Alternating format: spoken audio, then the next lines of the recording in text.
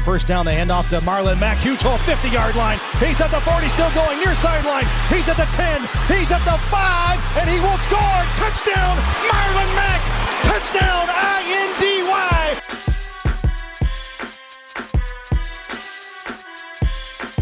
And again, it's picked off. It's Darius Leonard. Leonard with a second INT, and he's streaking down the near sideline. He's at the 40. He's at the 30. He's at the 20. He's going to go. A pick 6 for the Maniac. Kenny Moore gets to Deshaun Watson. That's a sack for Kenny Moore. Kenny has a pick and now a sack in the game. Horseshoe is back, baby. The horseshoe is back. Welcome back to another episode of Colts Corner. I'm going to be your host today, Vance Ellis, and with me is my co-host, Warren Cornelius. How you doing, Warren? I'm good. Cheers, guys. It's a good Sunday. All the days are running together for me now, so I could care less if it's Wednesday or Friday. It's all the same. Are you taking a shot? Are you starting with a shot? We're going to start the day off right. I got this Hotel Tango Reserve bourbon this time, very nice. which is really smooth and really good and also local. So support your local breweries and distilleries, food places, all of them. Also with us, we got a couple special guests from the Bring the Juice podcast, Cody Felger and Derek Larger. How you guys doing? Good. Thanks for having us. Yep, doing good, problem. Man. No problem. So the Colts offseason, it's been a weird one, especially having Chris Ballard. We haven't had a bunch of signings like this since we had Grigson, and it did not work out. We were signing guys like Frank Gore, Andre Johnson, spending a bunch of money on old names. Now Ballard's known for being a quiet guy, making moves, slowly building the team through the draft. This year, he came out, traded our first-round pick, and we know how much he loves having the draft capital and stuff. And then he goes out and signs 2 veteran corners and gets a 38-year-old quarterback. It's stuff that we haven't seen or expected from him. What do you guys think so far, just overall, of what he's done this offseason compared to others? Yeah, it is definitely different. It is something that, I'm just not used to as a Colts fan. It's like you go from Ryan Grigson, who we saw, he got all those guys that one year, and you're like, oh, Super Bowl team, and then they go 8-8, Andrew Luck gets hurt. It all just comes crashing down. And so it's kind of just been strange, kind of getting used to it again. Like, you can use free agency. You mean you can actually dip into this and bring some talent to your roster. And so I like it personally. I always I've just been so used the last couple of years. Like, the Colts make like a couple moves, and like, it's not really – free agency is not really something I pay much attention to. But like, this year's been different, and it's been good. It's been fun. So yeah, I've enjoyed it so far. How about you, Derek? Yeah, I mean, you said it. It's different. It's something we just have not seen yet since Chris Ballard being there. It's actually kind of got me excited a little bit to think that Ballard might actually be, thinking about turning a new leaf, kind of enjoying the fact that, the roster is at its current form before free agency started. It's where Ballard felt it's time to make that big splash. It's time to finally start making some moves to get things going. And, you get to Forrest Buckner, who, obviously is one of the best in the game at what he does, and getting some of these older guys who have had experience to add some experience to this still inexperienced defense and this offense. I mean, it's awesome to see what they're doing here. And my hat's off to Ballard for finally doing what Colts fans have been saying they wanted him to do for the last 3 years. But it's unfortunate. Even with everything that he's been doing, you still have a good section of that Colts nation that still thinks he's not done enough, or all the moves he's made this offseason are still not good enough for what they think he should be doing. Yeah, I think you touched on the most important part of what he's done, and it's the experience. That's the biggest thing the Colts have lacked.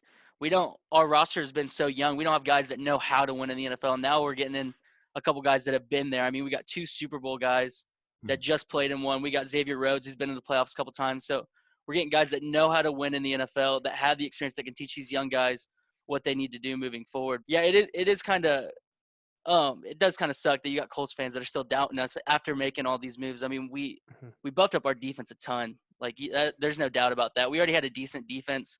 Now we've got a nasty defensive line. But the biggest shock to me was the Rivers signing. I didn't expect him to go out and get a 38-year-old quarterback and keep Jacoby Brissett with all that money. We got the most expensive QB room in the NFL right now. What do you guys think we're going to do at quarterback this year? Yeah, we've kind of talked about it a little bit on the podcast. I think for me, especially when I, starting it before free agency started and all that, I was 100% team quarterback. I want you to take a quarterback at 13. If not, then 34. Absolutely. But I guess for me, just looking at some of these moves that the Colts have made in free agency, you mentioned Xavier Rhodes, trading away for DeForest Buckner. Some of those moves, they signify to me win now. Like we think we have a good enough core, a young core of guys that we have drafted that we feel like we can go and compete for a Super Bowl this year. And so I kind of have changed after seeing what the Colts have done here in free agency with signing Phillip Rivers to that $25 million one-year deal. I kind of think they think that we have a good enough roster. We can compete now. And so I'm kind of more of, well, if you feel like you're doing that, if you're doing these moves that signify that and point to that, I think, especially with the lack of attention they've given the wide receiver and tight end room in free agency, I think that's probably where I would see them going and kind of I think I saw they were meeting with, what's his name? The quarterback, 4th or 5th rounder. I think Morgan is his last name. Yeah, James Morgan. Morgan, thank you. I saw they were meeting with him. FIU? Yeah. I think so. Yeah. Because, T.Y. Hilton, that connection there. Mm. But yeah, so I think for me, what I've seen, I think it signifies that if you do take a quarterback, no, I'm not convinced they will, but if you do, it's probably going to be mid round, I would think, unless one of those guys, and Derek, you've talked about it, one of those guys falls, like Jordan Love falls there to the late 20s, and then you trade up to get him, or whatever you think if you fall in love with one of those day 2 quarterbacks. But I don't want to say it all, Derek. What else do you want to add to kind of what I was saying there? Yeah, you're right. The quarterback situation for the Colts is a little bit messy. Not necessarily in the terms of signing Phillip Rivers. I firmly believe that was a good signing. I do believe Phillip Rivers is an upgrade from Jacoby Brissett. People like to look at the interception number and say that's what's wrong, but you got to kind of go deeper into the numbers and see where it is that the fault was lying. And Frank Reich mentioned it in his press conference. 20 interceptions is not a good number. We have to get that down. That's unacceptable. So I know that they know Phillip Rivers can do better, but you're right. It's weird to be paying your backup quarterback $15 million and paying another guy $25 million. I'm still under the impression that Chris Ballard is still looking to trade Jacoby Brissett. Obviously, Frank Reich mentioned it, how they broke the news to Jacoby that they called him after the Phillip Rivers deal was almost completely done. And obviously, Jacoby Brissett wasn't happy about it, but he's like, it's all right. I'm going to be the teammate that you need me to be. So I can appreciate that. But like you guys mentioned, we have to get rid of one option.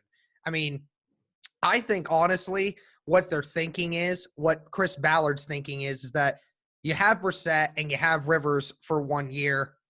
And what you're thinking is, if Phillip Rivers isn't exactly the quarterback that they thought they could get out of him, then you say, all right, well, Phillip Rivers, you're gone. We're going to keep Jacoby Brissett as a backup and then maybe get a quarterback next year. Or even if you decide to go Jordan Love or one of these other guys in this draft, then you can at least say, all right, Phillip, we appreciate everything you did, giving this a shot, but we're just going to move forward with the Jacoby Brissett and then whoever else we get.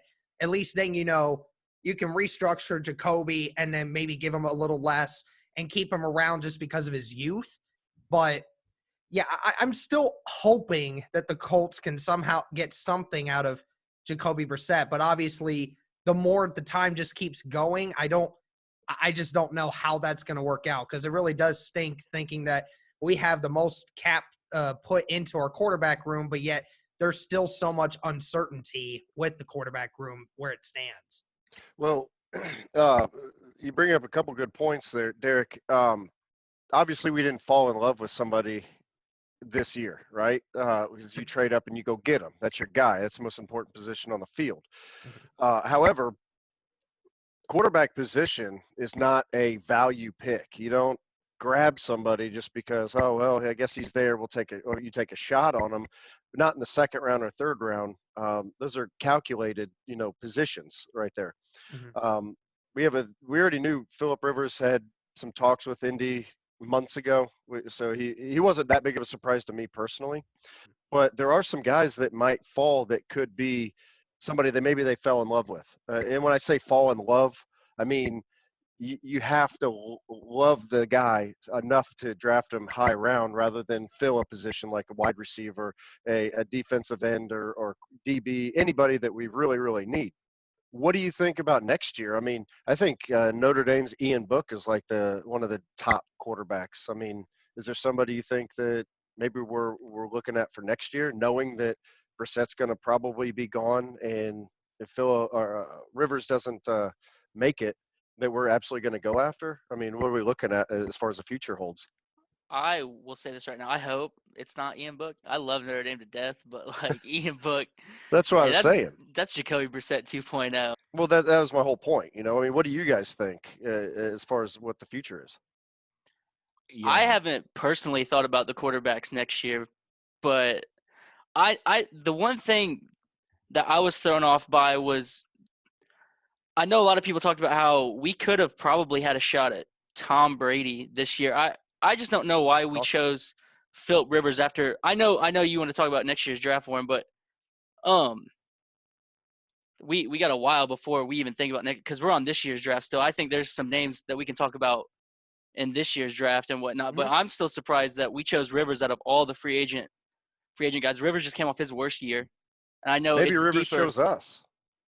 He might have. I mean, with the connections that he has to the coaching staff, but he just came off his worst year. I know people said that we could have had a shot at Tom Brady. Why wouldn't you take Tom Brady, who's the most successful quarterback in the NFL? And then I there think was some the younger ultimate guys as issue well. with that was they were trying to say that Phillip Rivers was okay with more of a short-term thing. Tom Brady was like, I have to have a 2-year because like I want to play to 45. Yeah. That was the issue you had. And obviously the Buccaneers are paying the exact same thing for Brady that we are with Rivers, just an extra year longer. I mean, that's ultimately, again, why they picked Rivers. And obviously you said the connection between the coaches and him. Yeah. It made the more sense. Yeah. I think there's something that's interesting that I can't remember who pointed it out to me, but obviously with everything going on around the world, like it's just craziness right now. I don't think OTAs are happening. Like anything is happening right now. And I kind of look at it as kind of a blessing for the Colts in a way because you got Phillip Rivers, who Frank Reich says, he's been in this system before. He already knows 80 to 85% of the plays. So, for me, it makes sense because, Phillip Rivers obviously had a tough year last year. But if you take away the interception numbers, which I know is a big thing to take away, yeah. I mean, the Chargers were, I think, top 10 in passing. I think they were number 6 in passing yards. So he's a guy that he's kind of the anti-Jacoby Brissett. Like, Jacoby Brissett's a guy, you mentioned Ian Book. I'm a fellow Notre Dame fan, so I can see this too. Afraid to throw the ball down the field. Like, Phillip Rivers is not. He'll give his guy shots, and it'll come with more turnovers. But we also saw that, interesting enough, and I know it's a different comparison for sure, but like with Andrew Luck, when he was younger, he did that a lot. I felt like he had to because he had nobody around him. And then when Frank Reich came in, Andrew Luck had one of the best seasons in his career. Now, I know Andrew Luck is a lot younger than Phillip Rivers, but Frank Reich talked about it in his press conference. He said from a physical standpoint, I felt like Phillip hasn't dropped off at all. He hasn't lost anything. And so I think it makes sense from those couple fronts, obviously the familiarity, Nick Sirianni, Frank Reich. And then I also heard that the tight ends coach was there with the Chargers as well. So the 3 guys that know Phillip Rivers on the offensive side of the ball. And, he's younger, and he also pushes the ball down the field. And he's a very accurate quarterback, which is a huge, check mark for Frank Reich in this offense. And so he mentioned like the quick passing game, and Phillip Rivers really thrives in that. He also mentioned RPOs, which I thought was really interesting considering Phillip Rivers is a statue at this point in his career. But basically he said, pocket there, he's not moving. Yeah. But he basically said, I know when we hear the word RPO, we think of, run a quarterback that takes the ball and tucks it and runs, right? You think of Lamar Jackson type of player. Yeah. But he said it's really just getting the ball out of your hands to your receivers when there's an unblocked defender. He said Phillip really thrives in that role and doing that. That's one of the best traits of him. So it makes a lot of sense with that from that familiarity standpoint. And it's just a 1-year deal, like Derek mentioned. And so you're not tied to him. So if you want to do something next year, if you want to address the quarterback position, say you don't do it this year, you keep Jacoby Brissett. You have that option. You can do that. And then you could also, bring back Brissett if Philip Rivers completely, the wheels completely come off the wagon there. So I think it makes sense from that standpoint, but it certainly is a risk because you mentioned he turned the ball over a lot last year. One of his worst seasons of his career, especially when he gets up there in age. Like, it's definitely something that I'm cautiously optimistic, I'll say, just because of the connection. And I believe in Frank Reich as a former quarterback that he knows how to get the best out of his guys. And I know Philip Rivers has shown to be one of the top quarterbacks in the league in his career. And so just got to be cautiously optimistic because obviously the turnovers were a big factor last year. Yeah, he came from, San Diego, LA. He had a trash offensive line, right? I mean, he had to make decisions, which a lot of those are probably forced passes. I mean, let's chalk up some of those at least to forced passes, or or just taking shots down the field too, which everybody wants that, But also, look at his receiving core he had. He had Mike Williams, Keenan Allen when he was healthy, Hunter Henry, even we can't say Antonio Gates. He had guys that he could throw to, and that's one thing I think he's lacking here. So, 1 year deal, 25. All right, well, let's give him a shot at the title and see what he can take it and run. However, if we do draft a quarterback, that's a hell of a guy to learn from. And that's kind of where I stand there. I think it's really essential that we draft somebody. And if it's not going to be Burrow or Tua, or probably not Jordan Love, which is fine with me. One of the guys I had my eyes on was Eason and Fromm, and we've talked about this in our podcast before. Those are the two guys I've watched a lot of film on. I really like them a lot. Even compared to Burrow and Tua, in those kind of guys. So that's kind of where I stand on that. I mean, I think Rivers is an upgrade. It's a lot of money to throw around, but it's not long term. So it's not going to screw us in the end. Yeah, I was more a fan of Jalen Hurts. I like that style quarterback. Okay with that.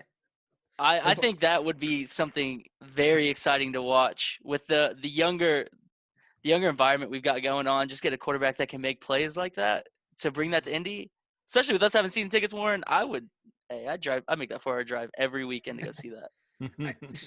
I mean, whoever we choose, I trust them. Everybody knows my opinion on Jake Fromm. If you don't, go check out my Twitter. You'll know how I feel about that. But oh yeah, I mean, it is kind of funny, Jalen Hurts and Jacob Eason are just two completely different quarterbacks, and it's just funny because Jalen Hurts fits the Oklahoma system, right? The mobile quarterback can, make those big plays, makes plays with his feet and his arm.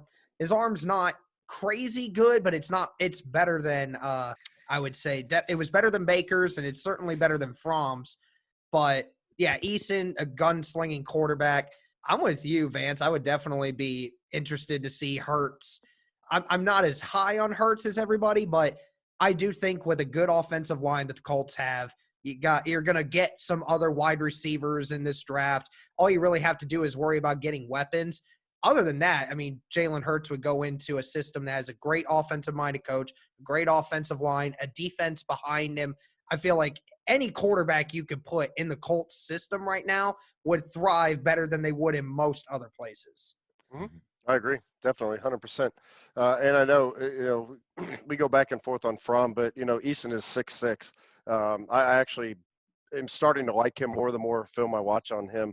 But also I think he's going to fall because there's so many people in front of him, and he's a junior, so he's still got another year of eligibility. Let's call that a learning year, best case scenario. But, there's other positions that I'd love to talk about aside from quarterback. What else do you guys have as far as where the Colts are going on that? I said from the very beginning, the biggest position of need was not quarterback. It was defensive tackle. And obviously the Colts addressed that with bringing half of the defensive tackles from the 49ers and bringing them to the Colts. And fortunately bringing the best one. So that was good. Obviously wide receiver, we all mention it. It's obviously the biggest need for them right now, because they really don't have that bona fide piece that we know is going to stick around for very long. I mean, obviously have T.Y. Hilton, but Hilton is continuously getting hurt more and more as his years go along, and he's obviously getting up there. I think he's going to be 32 this season, so obviously his days are getting close to being numbered. Paris Campbell, we still don't know yet. He's just obviously got to stay healthy. Zach Pascal, I mean, he's a good wide receiver, but he's not going to rock the knocks off anybody out there. Maybe he could do better with Phillip Rivers throwing to the football. There's always the possibility. Good route runner, though. I mean, yes, very you can't good ask route for more runner. from a guy who's not even supposed to be in the NFL right now. Right, absolutely. And I think Cody and I both agreed that the corner position is, again, something you still need to fill in. Obviously getting Xavier Rhodes, but you still don't know the long-term future of him. You got TJ Carey, I understand that, but Rock Ya-Sin only going to be in his second year, an unknown Xavier Rhodes, an unknown on TJ Carey. You kind of want to, the only bona fide guy we have in that secondary for corners is Kenny Moore at this point in time. So you kind of want to continue. Yeah, he's nickel. So, you kind of want to continue to keep adding depth at that position. I think that's the biggest one because we know as long as Malik Hooker stays healthy, Malik's done pretty good, and Kahari Willis showed that he can be the guy. So, and linebacker, we're pretty stacked right now with Darius Leonard, Walker, and Okereke, and some of those other guys. So, I think besides quarterback, we wide receiver and corner, just adding more guys to that position. That's what I think. Yeah, I personally wouldn't be surprised to see us snag an offensive lineman either. I know Ballard always talks about you never stop going after offensive linemen. You always want to improve there. So, I mean, I have us getting the guy that could probably take Glowinski's spot or make it so Braden Smith can move back to guard. I wouldn't be surprised if we take that, but obviously – Who's that? Who do you have us taking? No, I don't have us taking in. I just said an offensive lineman so that Glowinski doesn't have to take most of the snaps or that Braden Smith can move back to his college position, which was guard, instead of playing tackle. But obviously, like you said, Derek, wide receiver is the biggest one. We need to get guys for whatever quarterback we have. Obviously, it's going to be Phillip Rivers this year, but if we do get a young guy that is going to end up stepping up and playing next year, we need to make sure he's got the proper weapons. And, I mean, Paris Campbell's a huge question mark, and everyone behind T.Y., even with T.Y. and all the health concerns, it's just a big question mark at wide receiver. And I know one thing that Phillip Rivers likes to throw to is those big body wide receivers that'll go up and get the ball, and that is something we do not have at all. So I think that would be a big focus in this draft. At 34. T. Higgins from Clemson, he's probably one of the bigger wide receivers in the draft and probably will be available. 6'4", 234 pounds. I mean, that's a big boy. That's a big boy. 220 I thought he was. Anyways, either way, he's still 6'4". And then that kid from Colorado is an absolute monster too. I think he's more 240, 235, something like that. Chenault or whatever. And they'll both probably be there. T. Higgins has played against some of the top tier DBs in college football. So, of course, I'm going to lean towards more of that guy being successful and being a good draft prospect for us.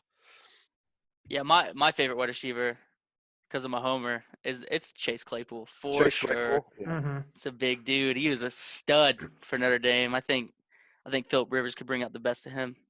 He might be down there though in round 3 or 4 though. Yeah, that's why I like him. We can get him late. That's the thing. Yeah, I think the combine numbers will kind of get some people to think he might be higher. I've seen a lot of mock drafts now going him in round 2 just because you look at his numbers. I mean, the 4.4 40 time at being 6'5" and 230 pounds and just being the way he is. I mean, it's a tight end converted to a wide receiver. I mean, he's just an unbelievable athlete. I did not think he was that much of an athlete until I saw him run and jump. I mean, that's crazy. I mean, Chase Claypool fits exactly what it is that you said you wanted him to do. And, Ballard's been at a couple games at Notre Dame this year. No doubt, definitely keeping an eye on Chase Claypool as one of them. I mean, I've been high on Chase Claypool. I would almost pull the string on him on getting him at 44 if we don't indeed actually get a wide receiver at 34. Yeah, that's a. I mean, that's a good take. It's kind of who's going to fall, and who do they want. There's always, I don't know about D-line if we're going to still continue to stack that with Sheldon Day and Buckner, which Buckner came out of nowhere, though. Yeah. Nobody expected that to happen. I mean, Nobody. No. when that news dropped, I was wild. floored we even picked That that guy. was. I thought that was a lie at first. I looked Yeah, at my me phone. I too. was like, there's no way that's true. There's no way. And then I see Schefter, and I'm like, oh, it's true now. Yeah, it's true. I was like, oh, shit. Okay, all right. I guess we're going there. Then we signed Sheldon Day, who was a starter and being a homer, and we went to the same high school and everything. So, and he's a Notre Dame grad. I think that really just kind of shores things up right there. Releasing Marcus Hunt, who we actually extended, kind of proved that. I don't know if that's going to be a necessity unless somebody that is high on their draft board actually falls. Yeah. I definitely, to answer your question on that, they definitely will. I actually had we just did my mock draft. I think it was yesterday, and I actually said I had a defensive lineman going with our last pick in the draft. Just how Ballard is. You always want to continue to keep getting guys at that position, even if you think you're set. Always a good idea to keep adding depth. So it wouldn't surprise me. I wouldn't think he would draft one until a little later, but it would not surprise me in the slightest if he does. I think we'll draft a defensive lineman in this draft anyways, but when it comes down to it, DB, there's a couple guys really that I was looking at. Bryce Hall for Virginia is a 6'1" guy, definitely Ballard guy, probably be down there later on. CJ Henderson from Florida, also a 6'1" guy.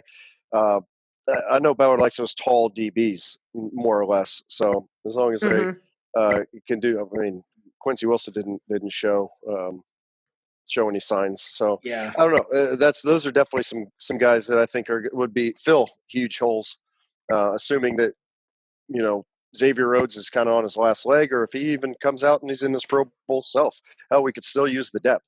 Yeah. Yeah, my biggest thing, if we draft another DB, we just need to get one that fits our scheme. And we need to make sure we have guys that can play in front of them in case they don't, so that they're not forced to cover these big name wide receivers. Because Rockison got this short end of the stick last year. He was covering some big names. He was a man guy playing in a zone defense. They just kind of screwed him over. And I know we tried to play a little bit more man last year, but I mean, he definitely was not ready for the load that we handed him. So as long as we don't do that to whoever we get, I'm cool with it. But I know we've done a lot this offseason. I would definitely say this is probably Ballard's most important offseason after losing Andrew Luck. I mean, he definitely wasn't expecting that when he came here. He was expecting to have a franchise guy, and Andrew Luck kind of just gave us the deuces and took off. So I mean, I like what he's doing this year. It's definitely gonna be a fun one to play. It's gonna be a fun season to see how it plays out. I mean, with Rivers in a new uniform, I never thought I'd see Rivers in a new uniform. Brady's in a new uniform. We got a huge trade. We got DeForest Buckner. So it's stuff that I haven't seen the Colts do that in a while and actually get good players. And it should be a fun season. I'm going to wrap it up though. But Warren, let's hear some final thoughts. Final thoughts. To be honest with you guys, I'd love to see one of those second-tier quarterbacks drafted to learn under Rivers. I think he's going to have an exceptional year and play again next year. Jacoby will be gone, and I really want to get one of those DBs, those corners, guys that played. But that's just one of those positions that I think we're short up, though, defensively. Hell of a job. Really appreciate you guys coming on and giving some thoughts. It makes it interesting and makes me think about other things as well, at least discussion-wise. That's all I got, man. Just love you, Mom. Love you, Ash. All right. Derek, Cody, you guys got anything? Shout out your podcast or something? Yeah, I don't know if you can hear me. My internet's not been the greatest during this call, but we can hear you. No, yeah, definitely you can check us out there. You can just type in. It's been cool because you can just type in Colts podcast on YouTube, and you'll find us in there. Bring the Juice Podcast again. Find us on Twitter at I believe it's BTJ Pod. Bring the Juice Pod. And then you can find myself at CP Felger 55, and then Derek at Derek_larger. And so that's kind of where you can find us. We're also on Instagram and Facebook as well. So these guys have a lot of content. Apple. Check them out. Appreciate that. Yeah, Hey. we've been putting out a ton of I think Cody and I were just talking about this before we came on. We have like 6 or 7 other videos that we already have like in the lock ready to go for like over the next few weeks. So we got a lot more content coming your guys' way. Obviously a lot to get through before the draft. And thankfully, because of Chris Ballard, we've had a lot to talk about, which is very nice.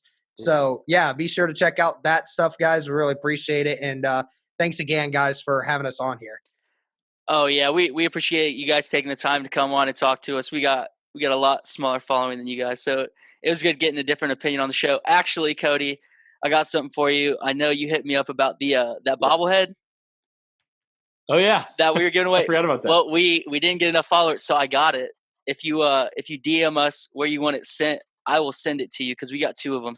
So yeah, well, thanks, man. I appreciate that. We said whoever comes on and gets on our show helps us make some content. We'll send you some stuff. So I got one of the bobbleheads, the Manning bobblehead. I'll send you. But be sure to check us out on Twitter at Colts_Corner1. And then we're on YouTube, Spotify, Apple. Check us out there. And thank you for tuning in, guys.